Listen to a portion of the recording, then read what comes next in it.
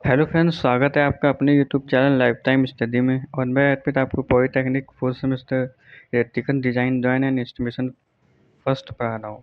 यह आपका chapter number 14 है।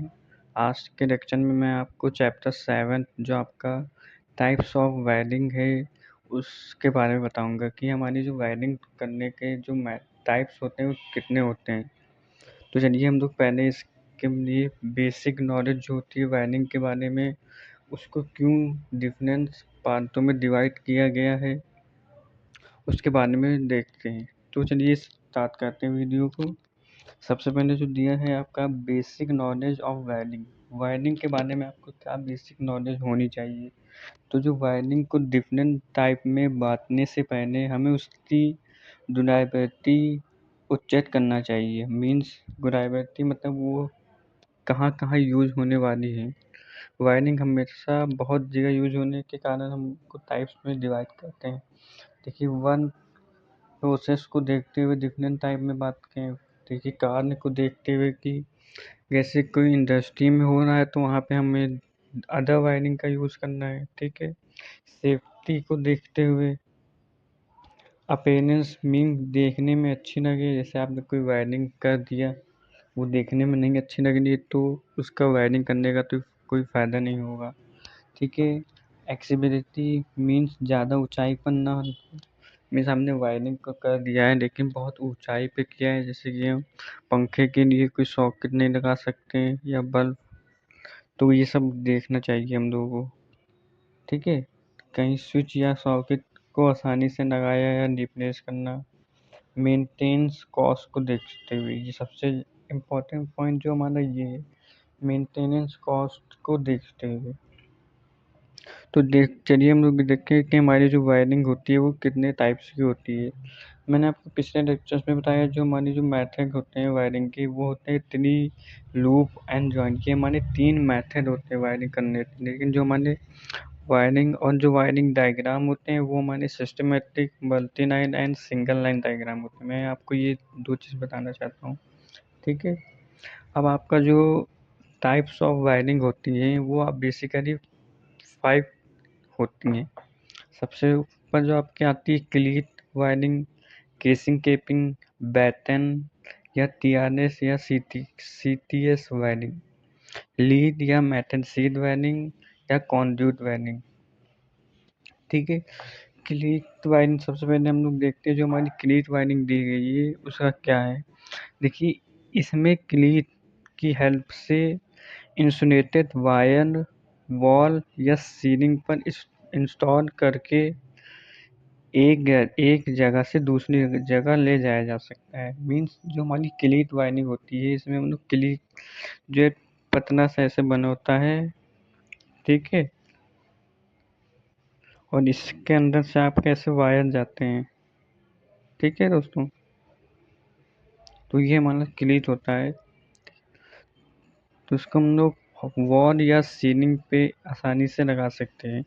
जो ये हमारी क्लीट वायरिंग होती है ये एक प्रकार की temporary and surface type wiring होती है। मीन्स ये टेम्परेरी वायरिंग होती है और साथ ही साथ ये हमारी सरफेस जो हमारा वॉल होती है या सीलिंग उसके सरफेस पे की जाती है।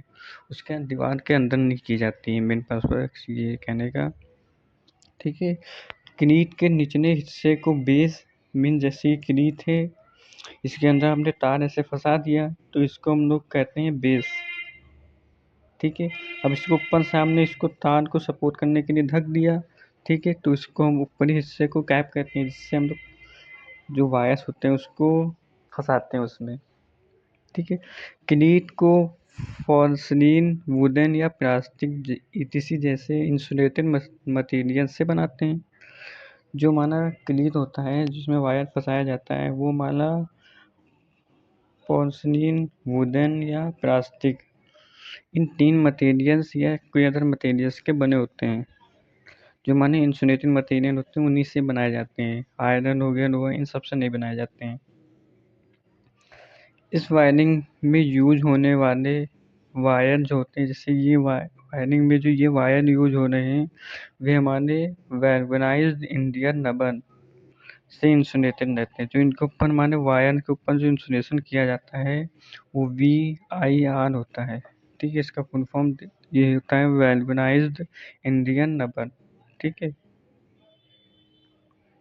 लेकिन आजकल हम PVC का यूज़ करने जाते हैं, लेकिन जो आजकल हम जो आती है वायरिंग उसे हम लोग PVC का यूज़ करते हैं। PVC पॉलीविनाइल क्लोराइड, जैसे यहाँ देखिए लिखा है फुल फॉर्म। ठीक है, तो PVC का ये फुल फॉर्म हो गया। लेकिन अब जो इस वायरिंग को यूज़ हम लोग पुराने ज़माने के लोगों द्वारा किया जाता था। जो इस वायरिंग का यूज़ है बहुत ही जैसे 1990 1980 के दशक में इस वायरिंग का यूज़ किया जाता था। ठीक है दोस्तों, एक परमानेंट या टेम्परेरी वायरिंग के रूप में टेम्परेरी प्रोसेस के लिए किया जाता था। ठीक है, इस वायरिंग को हम मेरे party underground construction building army camp में यूज़ करते हैं। तो ये मानिए एक टेम्परेरी वायरिंग होती है जिसके कारण इसे हम लोग पार्टी हॉल हो गए, मेले जैसे मेलों में यूज किया जाता है, अंडर कंस्ट्रक्शन बिल्डिंग्स में, और जो आर्मी कैंप होते हैं उन सब में इसका हम लोग यूज़ कर सकते हैं, क्योंकि ये हमारी एक टेम्परेरी पर्पज़ के लिए वायरिंग होती है। ठीक है, इसमें दो क्लीट के बीच की जो मैक्सिमम डिस्टेंस होती है वो 7 सेंटीमीटर होती है 60। ठीक है, जो हमारा ये क्लीट ये लगा है, ठीक है, तो इनके ये बीच की जो डिस्टेंस होती है वो हमारी 60 सेंटीमीटर होती है। ठीक है, ये इम्पोर्टेंट है, ये आपसे वाइवा में पूछा जा सकता है। जब भी आपका इसका पेपर का वाइवा होगा प्रैक्टिकल, उसमें आपसे पूछा जा सकता है। ये तो मैक्सिमम हो गई, जो लेकिन जो मिनिमम होती है वो हमारी 30 होती है। ठीक है दोस्तों, अब देखते हैं जो दो तारों के बीच की जो डिस्टेंस होती है वो 2.5 सेंटीमीटर होती है, 2.5। जैसे कि दो क्लीट लगा दिए हम लोगों ने। ठीक है, अब इनकी ये एक तार हो गया ये। अब इस तार और इस तार के बीच की जो डिस्टेंस होती है वो हमारी 2.5 सेंटीमीटर होती है। ठीक है, अब आइए हम लोग इस वायरिंग के कुछ एडवांटेज एंड डिसएडवांटेज देख लेते हैं। एडवांटेज जो होता है, very simple and cheap wiring होती है, मीन्स आसान होती है और सस्ती होती है। ठीक है, फॉल्ट होने पर, जैसे कोई फॉल्ट हो गया तो इजीली रिप्लेस किया जा सकता है। ठीक है, most suitable for temporary wiring, ये एक टेम्परेरी वायरिंग होने के कारण सुटेबल होती है। इजी टू इंस्टॉल, इसको इंस्टॉल करना इजी होता है। ठीक है, अब आइए इसके डिसएडवांटेज देख लेते हैं। जो इस वायरिंग के ओपन होने के कारण मैकेनिकल इंजनी हो सकती है। अब देखिए इसे ये ओपन नहीं तो हमारे क्लीट हो गए दो। अब ये तो वायर यहाँ से जा रहे हैं, तो जो वायर जो है हमारे ये ओपन है। अब इसमें कोई मैकेनिकल इंजीनियरिंग कुछ भी लग सकती है। ठीक है, तो हमारी वायर बीच से डैमेज हो सकती है, जिससे हमारा जो वॉल हो या सीलिंग हो उस पे हमारा करंट का फ्लो हो सकता है। ठीक है, तो इसलिए इसका ये डिसएडवांटेज है। इसमें सैग आपको देखने को मिलता है, सैग जो झोलपन होता है आपका, आपने ट्रांसमिशन पढ़ा होगा वो। ठीक है, क्रीट वायरिंग के वायर जो VIR इंसुलेशन से इंसुलेट होते हैं वो एटमॉस्फेयर में मौजूद कॉमन सॉल को गहन करके, मतलब जो हमारे जो वायर्स होते हैं ये, ठीक है, ये हमारे VIR से इंसुलेटेड होते हैं। ठीक है, ये हमारे जो रहता है इंसुलेशन, ये एटमॉस्फेयर में जो हमारा कॉमन सॉल्ट रहता है वो जब इसके संपर्क में आता है VIR की, ठीक है, आता है, जिससे वायर का इंसुलेशन रिड्यूस हो जाता है, जिससे जो ये वायर है माना, इस पे जो ये VIR का इंसुलेशन लगा हुआ है ये माना रिड्यूस हो जाता है। और ऑयल और आग के कारण से खतरा रहता है, मीन्स इसमें ऑयल लग जाता है और के कारण इसमें आग लगने की जो संभावना रहती है बढ़ जाती है। तो ये इसके डिसएडवांटेज हो गए और कुछ एडवांटेज। अब आइए जो हमारी सेकंड टाइप वायरिंग है, केसिंग केपिंग, उसको देखते हैं। देखिए इसमें जो हमारी केसिंग केपिंग वायरिंग होती है ये दो टाइप्स की होती है। एक हमारा वुडन केसिंग केपिंग वायरिंग होती है और एक PVC। ठीक है। जो हमारी वुडन टाइप की केसिंग केपिंग वायरिंग का अब ज़्यादा यूज़ नहीं किया जाता है। क्यों? देखिए, जो हमारी वुडन टाइप केसिंग केपिंग वायरिंग होती है उसमें 2 ऐसे स्लॉट बने होते थे, ठीक है। अब एक केबिन को इसके अंदर से फँसाते हैं, एक केबिन को इसके अंदर से, ठीक है। तो ये हमारा थोड़ा कॉस्टली होता था और देखने में भी अच्छा नहीं लगता था। तो इस कारण इसको हम लोगों ने रिप्लेस करके जो हम लेके आए, हम लोग पीवीसी को लेके आए हैं, ठीक है। देखिए, वुडन टाइप केसिंग केपिंग वायरिंग में 2 से 3 स्लॉट बने होते थे और उसी में हम लोग वुडन सॉरी कन इंसुलेशन वायर को फँसाते थे, ठीक है। अब देखिए, जो वुडन की जगह आजकल हम लोग पीवीसी से केसिंग केपिंग का यूज़ करते हैं। पीवीसी का जब ज़माना आया है तो इसमें पीवीसी में ऐसे पाइप होते हैं, ठीक है। और इसके ऊपर से ऐसे इसका स्लॉट का कवर रहता है, इसको हम लोग आगे पीछे ऐसे कर सकते हैं। तो यह हमारी पीवीसी केसिंग केपिंग वायरिंग होती है, ठीक। अब जो हमारी केसिंग के लिए हम लोग 35 mm तथा केपिंग के लिए 12 mm के स्क्रू का यूज़ करते हैं। जो हमारी वुडन टाइप केसिंग केपिंग होती है या पीवीसी, उसमें हम लोग केपिंग के लिए 35 mm सॉरी केसिंग के लिए 35 mm एंड केपिंग के लिए 12 mm के स्क्रू का यूज़ करते हैं। एंड केसिंग में स्क्रू के जो बीच की डिस्टेंस होती है, जैसे ये केसिंग है आपकी, इसमें एक स्क्रू यहाँ लगा है, एक यूँ स्क्रू, तो इन दोनों की जो बीच की डिस्टेंस होती है वो 75 एंड केपिंग में आपकी 15 से 30 सेंटीमीटर होती है, ठीक है दोस्तों। इसकी लाइफ जो होती है 20 साल मैक्सिमम होती है, ठीक है। केसिंग के अंदर वायर्स को रखा जाता है, जैसे मैंने कहा ये केसिंग हो गया और केपिंग से इसे ढका जाता है। देखिए, ये केसिंग के अंदर वायर रखे जाते हैं और केपिंग से इसे ढका जाता है। वो केपिंग जो होता है एक तरीके का उसका कवर होता है जो ऊपर से ढक दिया जाता है। इस वायरिंग में लेबर कॉस्ट ज़्यादा आती है क्योंकि इसमें केसिंग केपिंग को हर जगह लेके जाना पड़ता था ऐसे, तो इसलिए हमें इसमें लेबर कॉस्ट ज़्यादा आती है। अब आइए हम लोग कुछ एडवांटेज देख लेते हैं। Cheap wiring system compare to seed wiring and conduit wiring, ये भी हम आगे आपको बताएंगे। तो जो ये वायरिंग की ये भी हमारी सस्ती है थोड़ी और इजीली डी वायरिंग की जा सकती है, इसे रिप्लेस किया जा सकता है। ये वायरिंग देखने में अच्छी लगती है। इस वायरिंग का ज़्यादा लो वोल्टेज के लिए करते हैं, ज़्यादा यूज़ जो रहता है लो वोल्टेज के लिए करते हैं। इस वायरिंग का जो यूज़ होता है ऑफिस हाउस जैसे घरों में आप लोगों ने देखा होगा तो मैक्सिमम वायरिंग होती है वो केसिंग केपिंग से की जाती है। प्रेजेंट टाइम में भी एक बात मैं बता रहा हूँ आपको। और अगर इस बात करें इसके डिसएडवांटेज की, को इसमें फायर का रिस्क ज़्यादा रहता है ना। एसिड एल्कलाइन और अदर केमिकल से डैमेज हो सकता है, मीन्स कोई एसिड हो गया है या केमिकल प्रॉब्लम इसमें हो सकती है, ठीक है।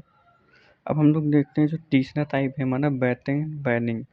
यह बहुत ही पुरानी वायरिंग है। इसमें बैटन को वायरिंग के सपोर्ट के लिए लगाते थे, जैसे आपका ये बैटन हो गया, ठीक है। और इस वायरिंग के सपोर्ट के लिए ऐसे लगाते थे हम लोग, ऐसे ऐसे, ठीक है।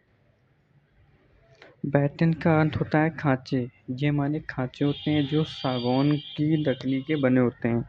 बैटन की जो हमारी थिकनेस होती है वो 10 mm से 12 mm होती है, ठीक है दोस्तों। जो बैटन वायरिंग में यूज होने वाले वायर का इंसुलेशन TRS होता है, मीन जो ये वायर हमारे होते हैं वो TRS थ्रॉट नबन सील का बना होता है। TRS cabin chemical proof water proof steam proof होता है, ठीक है। ये केसिंग केपिंग से सस्ती और क्रीट वायरिंग से महंगी होती है। जो केसिंग केपिंग है उससे सस्ती होती है लेकिन जो हमारी क्रीट वायरिंग है उससे महंगी होती है। इसका जा इसका यूज केमिकल इंडस्ट्री में करते हैं। इसमें हम वायर को ब्रास पीतल की बनी क्लिप की हेल्प से लगाते हैं, ठीक है। ये हमारा जैसे हो गया बैटन, ठीक है। अब वायर को इसके ऊपर से हम लोग ले जाएंगे तो हमारे जो वायर रहेगा उसको हम लोग ब्रास के बनी क्लिप्स की हेल्प से इसमें फंसाते हैं इसे। ठीक है, ये हमारी ब्रास पीतल की बनी होती है क्लिप। बैटन की जो विड्थ बढ़ाने के लिए हम लोग, जैसे बैटन है ये हमारा, इसकी विड्थ बनानी है आपको तो 2 या 2 से अधिक बैटन को पैरेलल में जोड़ देते हैं। ठीक है, ऐसे पैरेलल में जोड़ देंगे तो आपकी उसकी लेंथ बढ़ जाएगी। और अगर बैटन की आपकी लंबाई बढ़ानी है ऐसे, तो 2 या 2 से अधिक बैटन को आपको ऐसे सीरीज में जोड़ देना है।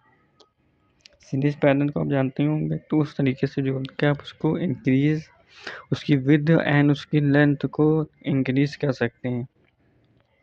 बैटन की जो लेंथ हो गया, इसकी जो लाइफ होती है अधिक होती है। इसकी लाइफ अधिक होती है क्योंकि जो भी पुराने ज़माने की जो वायरिंग होती है, जैसे आप लोगों ने कॉलेजों में देखा होगा, सरकारी कॉलेजों में जो वायरिंग यूज होती है वो हमारी बैटन टाइप वायरिंग होती है, जो बहुत ही पुरानी वायरिंग होती है। इस कारण इसकी जो लाइफ होती है बहुत अधिक होती है। ठीक है दोस्तों, अब इसमें स्पेसिंग का बात करें तो हॉरिजेंटल अरेंजमेंट में वायर को 10 सेंटीमीटर मीन्स हॉरिजेंटल ऐसे ले जाना है तो 10 सेंटीमीटर, और स्पेसिंग के लिए इंडिविजुअल प्लेस रखते हैं। अगर इसको वर्टिकल ले जाना है तो वर्टिकल अरेंजमेंट में वायर तो 15 सेंटीमीटर के केस पर इंटरवल पर प्लेस करते हैं। बैटन की मिनिमम थिकनेस जो 12 mm होती है। ठीक है, अब इसके एडवांटेज की बात करें तो ये हमारा सिंपल एंड रिलायबल होता है, इजी इंस्पेक्शन एंड रिपेयर होता है। इसको रिपेयर करने में आसानी रहती है। अगर बात इसकी हम डिसएडवांटेज की करते हैं तो less attractive, less suitable for modern home. इसको जो हमारी होती है दिखने में ये वायरिंग जो होती है बहुत अच्छी नहीं लगती है, और जो हमारे ऑफिस एंड घरों में इस प्रकार की वायरिंग नहीं किया जा करते। मॉडर्न हाउस हो गए जैसे आपके हाउसों में इस प्रकार की वायरिंग को हम नहीं करते हैं। अच्छी दिखने के कारण, अच्छी न दिखने के कारण ये होता है मेन पर्पस। अब आपकी जो फोर्थ वायरिंग आती है लीड शीट वायरिंग, इससे मेटल शीट वायरिंग के नाम से भी जाना जाता है। क्यों, अभी इसके बारे में बताऊंगा आपको। इसमें वायर के ऊपर लीड की कवर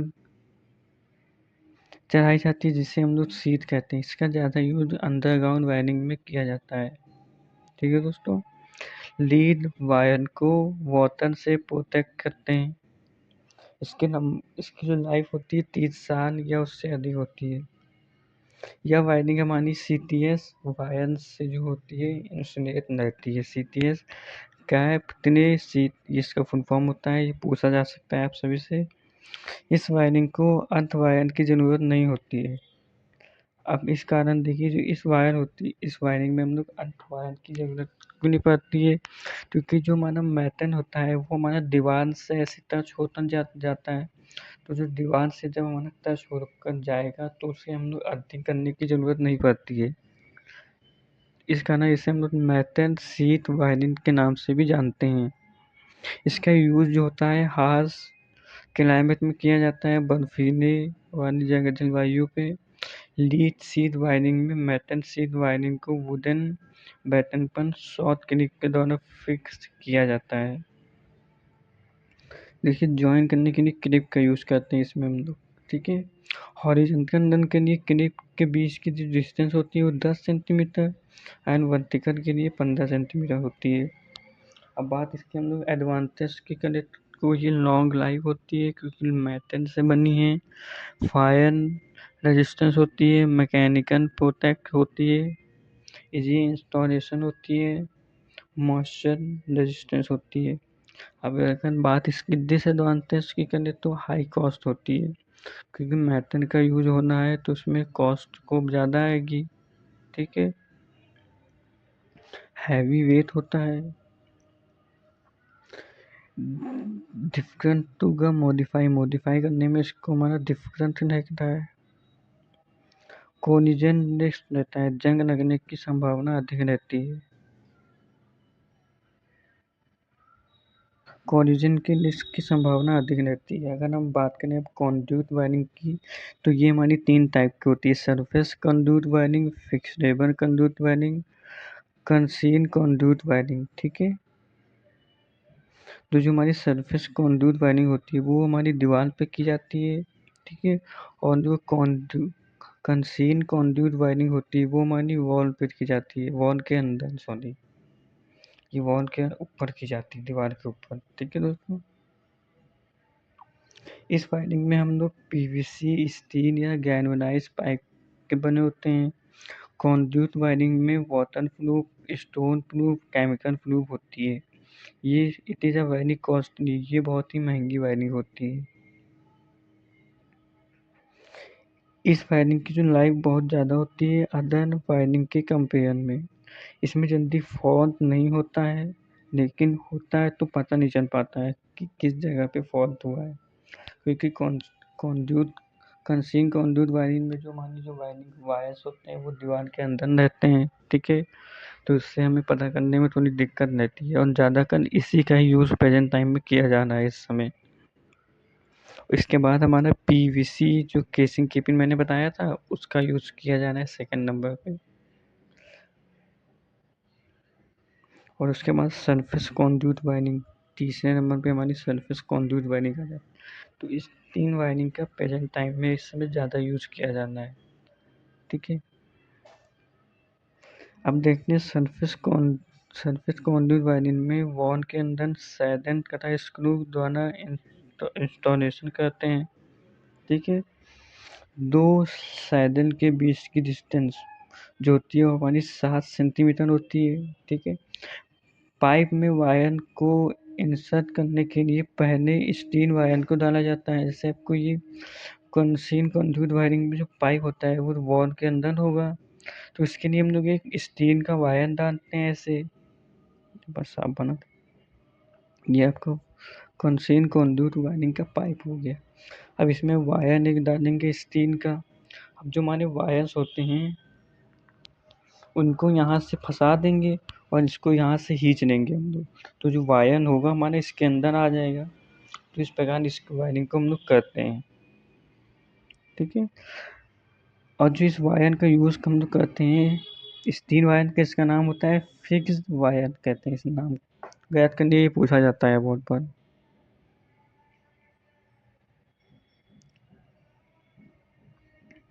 जंक्शन बॉक्स के पास सैदन के 30 सेंटीमीटर लगाते हैं। जंक्शन बॉक्स के बाद जो सैदन होती है एक्चुअली उसको हम लोग 30 सेंटीमीटर बाद लगाते हैं। सरफेस कंड्यूट वायरिंग में स्विच या होल्डर ईटीसी को वॉल के ऊपर आयरन या वुडन बॉक्स के ऊपर लगाया जाता है सरफेस कंड्यूट वायरिंग में। और जो हमारा फ्लेक्सिबल कंड्यूट वायरिंग में कंड्यूट को गैल्वेनाइज्ड स्टील से स्ट्रिप से बनाया जाता है, जबकि फ्लेक्सिबल बनी रहती था ताकि जो हमारी फ्लेक्सिबिलिटी होती है वो बनी रहे। फ्लेक्सिबल पाइप हमारे ऐसे होते हैं जो किसी भी डायरेक्शन में मूव हो सकते हैं, ऐसे इसको हम ऐसे किसी भी डायरेक्शन में मूव कर सकते हैं। और जो कंसीन कंड्यूट वायरिंग होती है उसमें हम लोग जो सॉकेट हो गया या स्विच हो गया उसको दीवार के अंदर कटिंग करवा के लगाते हैं, ठीक है। तो ये हमारे अब देखते हैं इसके एडवांटेज एंड डिसएडवांटेज के बारे में। Protection from physical damage, moisture and chemical, ठीक है।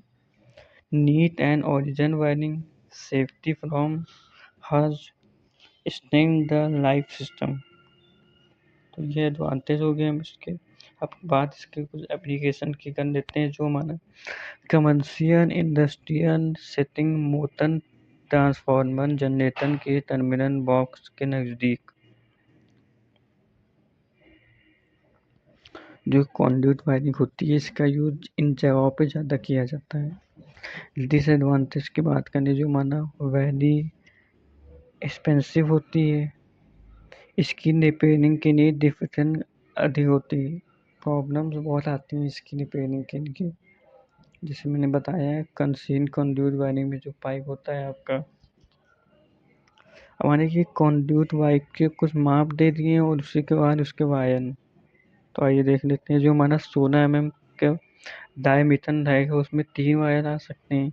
19 mm के डायमीटर में हमारे 4 से 5 वायर आ सकते हैं। 25 mm में हमारे 6 से 8 वायर आ सकते हैं। 32 mm में हमारे 9 से 12 और 33 mm में हमारे 13 से 15 वायर्स आ सकते हैं। अब थोड़ा मैं आपको बता देता हूँ, जैसे आप क्लीट वायरिंग देख लेते तो ये आपका क्लीट वायरिंग का डायग्राम हो गया। अब आप बैटन वायरिंग का सेम ऐसे होता है, बस इसको जो हमारा बैटन होता है उसके ऊपर हम लोग फिक्स कर देते हैं, तो ये हमारा ब्रास बन जाएगा आपका। देखिए यहाँ दर्शाया गया है, सेम ऐसे ही बनाया है, बस इसको हम लोगों ने जो था बैटन के ऊपर ऐसे फिक्स कर दिया है और उसी के ऊपर हम लोग ये जो ब्रास की बनी जो क्लिप है उससे हम लोगों ने वायर को फिक्स किया है। ठीक है दोस्तों, तो इस प्रकार ये जो वायरिंग के जो टाइप्स के आपके सारे वो ख़त्म होते हैं। 5 टाइप की जो आपकी वायरिंग थी वो सब आपकी ख़त्म हो गई हैं। ये आपसे पेपर में बहुत बार पूछा जा सकता है, रिटन में क्वेश्चन भी आ सकते हैं और वाइवा में भी इसके जो क्वेश्चन जो होते हैं वो पूछे जा सकते हैं। तो आप लोग इस चैप्टर को अच्छे से तैयार कर लीजिएगा। ठीक है, मैं लेक्चर तो यहीं पे समय एंड करता हूँ। आशा है आप सभी को मेरा ये लेक्चर अच्छा लगा होगा, तो अपने दोस्तों के साथ शेयर करिए एंड इस बेल आइकन को अभी तक जिसने भी प्रेस नहीं किया है प्लीज़ प्रेस कर दीजिए। अब मिलके करके वीडियो में, तब तक के बाय बाय दोस्तों, टेक केयर।